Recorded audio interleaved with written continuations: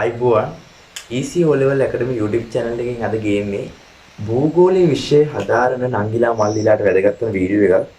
භූගෝලීය විෂය ගත්තොත් මේ භූගෝලීය විෂයේ තියෙනවා නිෂ්පාදන කර්මාන්ත කියලා. මොකද්ද නිෂ්පාදන කර්මාන්ත?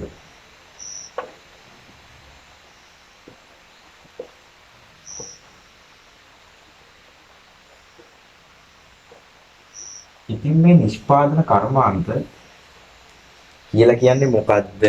කර්මාන්තයක් කියලා කියන්නේ මොකක්ද කියලා නෙමෙයි මම අද කතා කරන්න යන්නේ මේ නිෂ්පාදන කර්මාන්ත වල නිෂ්පාදන කර්මාන්ත වල මේ කර්මාන්ත කියන දේ දැක් වැදගත්. ඇත්තටම කර්මාන්ත කියන්නේ සාමාන්‍යයෙන් දැන් මේ තියෙන කර්මාන්ත ගොඩාක් වල දන්නවා තියෙන කර්මාන්ත විවිධ කර්මාන්ත තියෙනවා මේ හැම කර්මාන්තයකින්ම මුදල් ලිපීමක් තමයි කරන්නේ මේ කර්මාන්තයක් ස්ථානගත වෙන්න බලපාන සාධක තියෙනවා. මේ භූගෝල විෂය සම්බන්ධයෙන් අපි ඒක කතා කරනවා. භූගෝල විෂය ඇතුලේ භූගෝලයේ හදාරන සිසුන් දන්නවා මේක තෝරා ගැනීම විෂයක්. හින්දා මේ විෂය මේ සිසුන් දන්නවා මේ කර්මාන්ත ස්ථානගත වීමට බලපාන සාධක තියෙනවා. මේ සාධක භූගෝල විෂයේ තියෙනවා. නිෂ්පාදන කර්මාන්ත කියන පාඩම ඇතුලේ තියෙනවා. කර්මාන්ත ස්ථානගත වීමට බලපාන සාධක කියලා. මේක ඇත්තටම වැදගත්. O level භූගෝලයේ පේපර් එක ගත්තොත් කර්මාන්ත සම්බන්ධයෙන් ප්‍රශ්නයක් ගොඩනගෙන්න පුළුවන් ප්‍රධාන ප්‍රශ්නයක්. මේ ප්‍රශ්නේදී අනිවාර්යෙන් කර්මාන්තයක් ස්ථානගත වීමට බලපාන සාධක අහනවා. ඔවැනි සාධක තියෙනවා 8ක්. එවැනි සාධක සිලබස් එකේ 8ක් උගන්වනවා. මේ 8ම නම් මතක තියාගන්න ඕනේ. අඩුම වුණාට මේ 8ම මතක තියාගන්න එක වැදගත්. හේතුව රචනා ප්‍රශ්නයකට මේ 8ම අපිට ප්‍රායෝගිකව ඇතුළට දාලා ලියන්න පුළුවන්. ඒ කියන්නේ අපේ මතකෙන් හොඳට මේ ඒ 8 මතක තියාගත්තොත් ලියන්න පුළුවන්.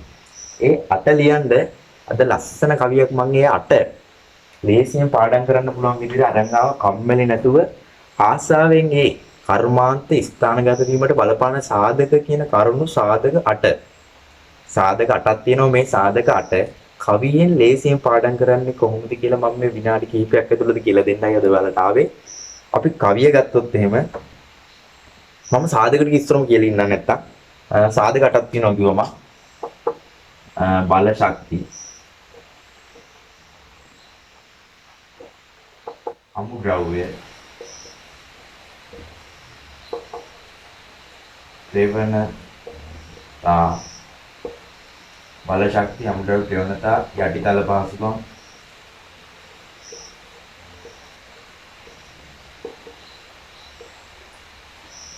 බල ශක්ති අමුද්‍රව්‍ය ප්‍රවණතා යටිතල පහසුකම් ශ්‍රමය ප්‍රාග්ධනය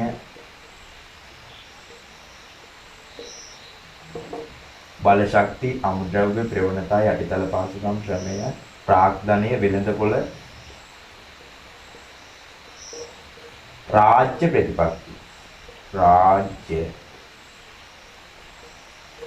ප්‍රතිපත්ති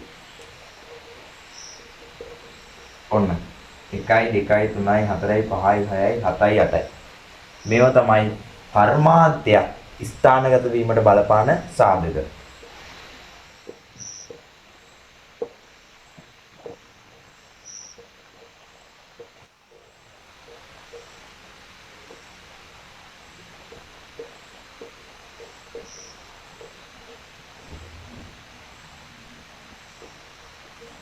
කර්මාන්තයක් කියන දෙයක් ස්ථානගත වීමට බලපාන සාධක 8ක් තියෙනවා.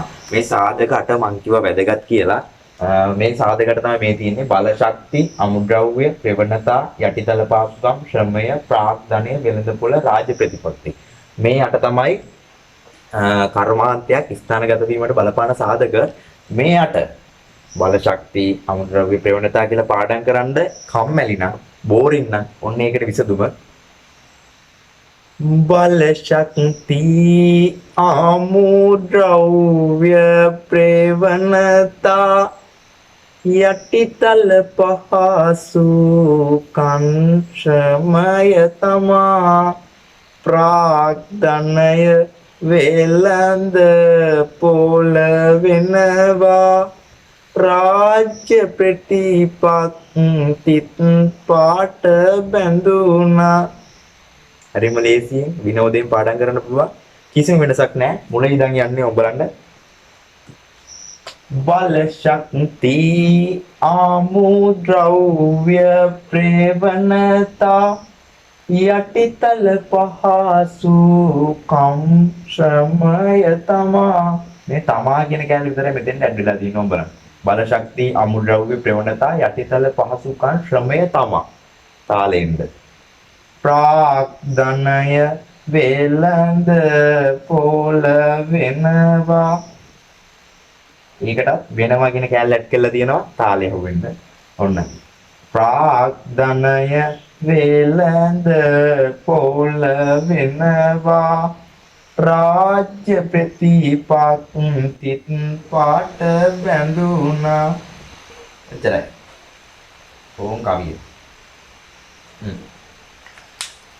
බල ශක්ති ආමුද්‍රව්‍ය ප්‍රේවණතා යටිතල පහසුකම් ශ්‍රමය තමා ප්‍රාග්ධනය වේලඳ පොළ වෙනවා රාජ්‍ය ප්‍රතිපත්තිත් පාට බැඳුනා. භූගෝලේ ලස්සන පාඩමක් තියෙනවා.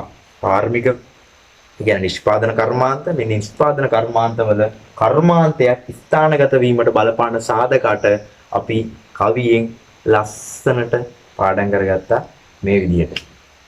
භූගෝලයේ වීඩියෝ එකකින් ආයෙත් හමු වෙනතුරු අදට මම යනවා මගේ YouTube channel එක subscribe කරන්න, වීඩියෝ එක හොඳ නම් like එකක් දාන්න. ස්තුතියි. අයබෝවන්.